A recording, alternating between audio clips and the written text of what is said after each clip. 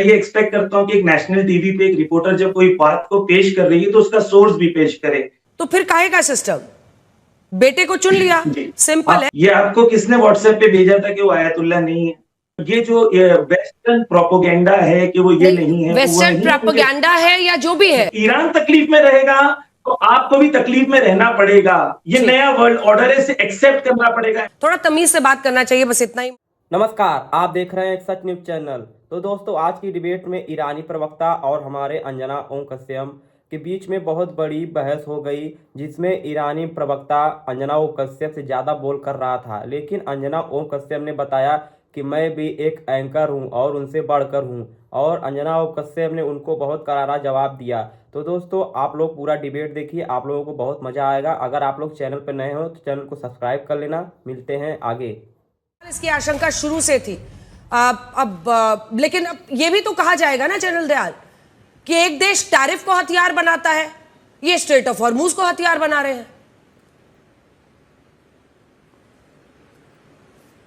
बिल्कुल, इसमें अंजना कोई शक की बात नहीं है। देखिए, ये पहले से भी था, ये तो हम सबको अंदेशा था कि ईरान ये करेगा। अमेरिका को ये समझना चाहिए था कि इस इलाके की जो इस इलाके की स्टेबिलिटी है, उसे जब आप स्टेबिलिटी को कंप्लीटली उसको तबाह करेंगे तो ईरान इस किस्म की कार्रवाई करेगा। जो ईरान ने धमकी दी है वो कैपेबल है। अब आपने उसकी उस कैपेबिलिटी को, उस पोटेंशियल को तोड़ा नहीं, उसको डिस्ट्रॉय नहीं किया। अगर आप उसको डिस्ट्रॉय नहीं कर सकते थे और नहीं किया अभी तक आपने, तो फिर ईरान ने आपको एक हथियार दे दिया।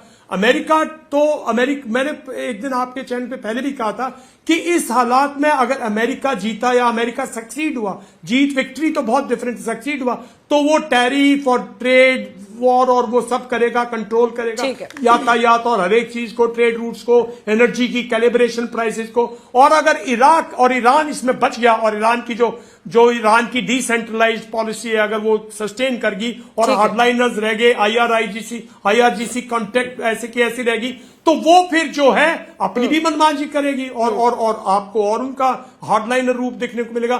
तो ये एक दुविधा है जो दुनिया को फेस करनी पड़ेगी।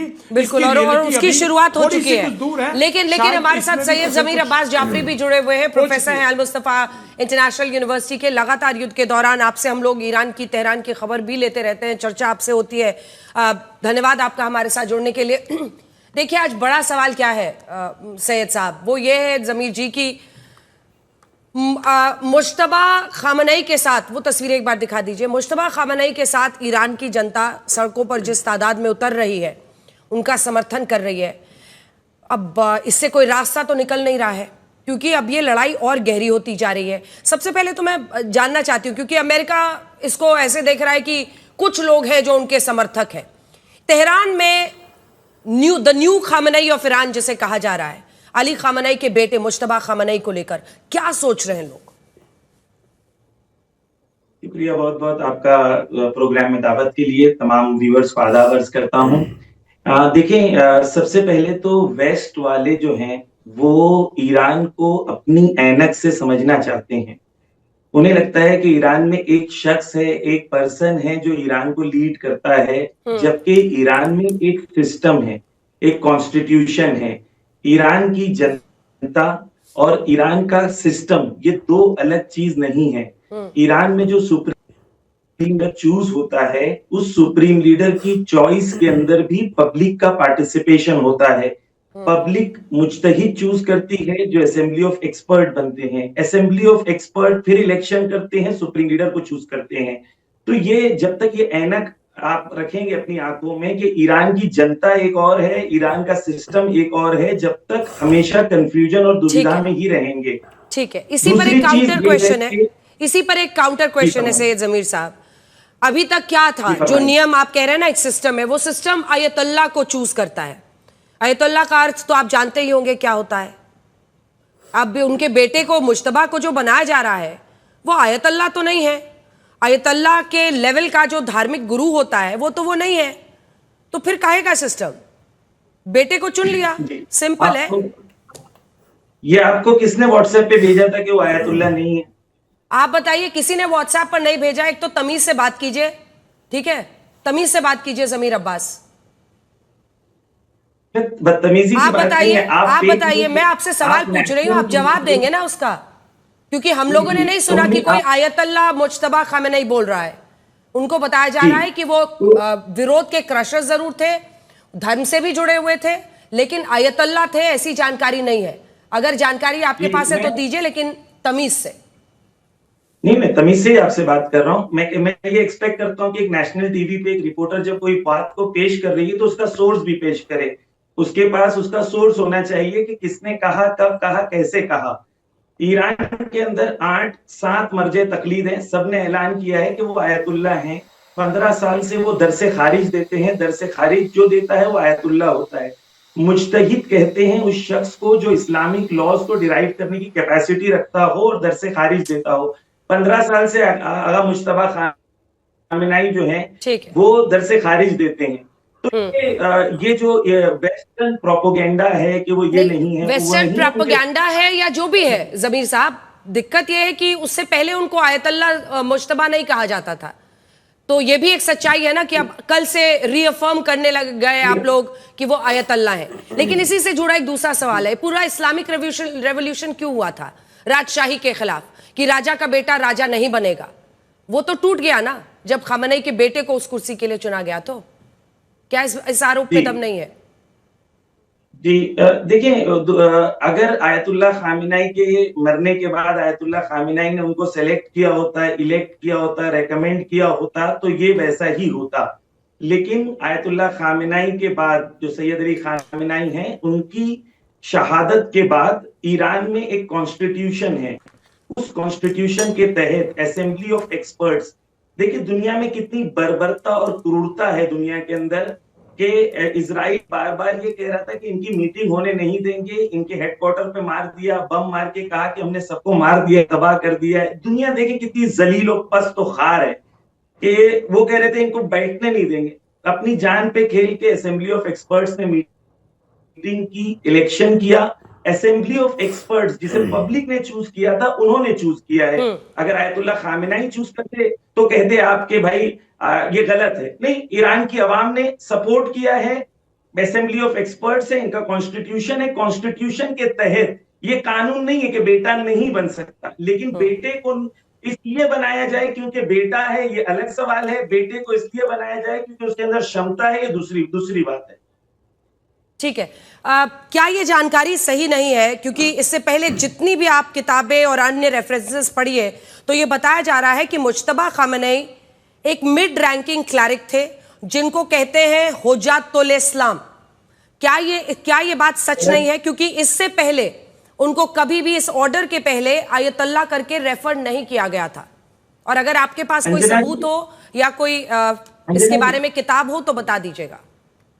जी अंजना, देखिए मैं आपको और आपके व्यूअर्स को समझा दूं, क्योंकि लोगों को समझ में नहीं आता है कि एक्चुअली टर्मिनोलॉजीज क्या होती हैं। एक टर्मिनोलॉजी है जिसे कहते हैं मुज्तहिद, फकी और आयतुल्लाह। ये सब एक होते हैं, ठीक है। मुज्तहिद वो शख्स होता है जिसके अंदर इस्लामिक लॉज को डिराइव करने की कैपेसिटी होती है। वो कुरान, सुन्नत, हदीस, अक्ल और इजमा, इन चीजों के मुताबिक, कंसेंसस, इन चीजों के मुताबिक इस्लामिक लॉज को डिराइव करने की कैपेसिटी रखता है। ईरान में जो मुज्तहिद हैं वो कई सौ हैं। उसके बाद एक लेवल होता है जिसे कहते हैं मर्जे तकलीद, जिनकी तकलीद होती है। वो ईरान में 6 लोग हैं जिनकी ईरान की ऑफिशियल ईरान के अंदर तकलीद होती है। उसके अंदर आयतुल्लाह मुज्तबा खामेनेई नहीं है, लेकिन ये 100 से ज्यादा, 200 से ज्यादा ईरान में जो मुज्तहिद मौजूद हैं, जो इस्लामी विद्वान हैं, जिसके अंदर इस्लामिक लॉज को डिराइव करने की कैपेसिटी होती है, उन्हें कहते हैं, आप कुछ भी कहें, मुज्तहिद कहें, फकी कहें, आयतुल्लाह कहें, ये सब एक चीज है। आपने खुद ही कहा अभी सैयद जमीर अब्बास, तो आप भी लगता है कि आप ही हैं जो व्हाट्सएप पे ये सब इंफॉर्मेशन फैलाते हैं। थोड़ा तमीज से बात करना चाहिए, बस इतना ही मुझे कहना है। क्योंकि जो जानकारी उनके बारे में उपलब्ध है किताबों के जरिए से भी, वो इशारा करती है कि उनको आयतुल्लाह कभी नहीं रेफर किया गया। आपने भी कहा वो आयतुल्लाह नहीं थे, लेकिन एक ग्रुप में जिसमें वो रहते हैं उनको आप कुछ भी नाम से रेफर कर सकते हैं, लेकिन ईरान में ही उनको आयतुल्लाह मुज्तबा खामेनेई अभी तक नहीं बोला गया था, इसलिए वो सवाल था। आप पता नहीं क्यों कन्फ्रंटेशन मोड में आते हैं। अरे सवाल पूछे जा रहे हैं ना, क्योंकि पूरे विश्व पर अब संकट गहरा रहा है। अब स्ट्रेट ऑफ हॉर्मूज पर आते हैं, जिसके बाद मैं अन्य मेहमानों पर जाऊंगी। स्ट्रेट ऑफ हॉर्मूज, इसको एक युद्ध का हथियार बनाना क्या सही है? क्या इस्लाम इसकी इजाजत देता है? मैं तो सीधा पूछ रही हूं। छोड़िए आप अमेरिका को, और अमेरिका टैरिफ का क्या इस्तेमाल करता है, वो मैंने सवाल पूछ लिया एक्सपर्ट से। आप बताइए कि क्या इस्लाम इसकी इजाजत देता है कि जो लोगों के लिए जरूरी सामान है उसको आप रोके स्ट्रेट ऑफ हॉर्मूज में, उसको आप युद्ध का हथियार बना दें? जी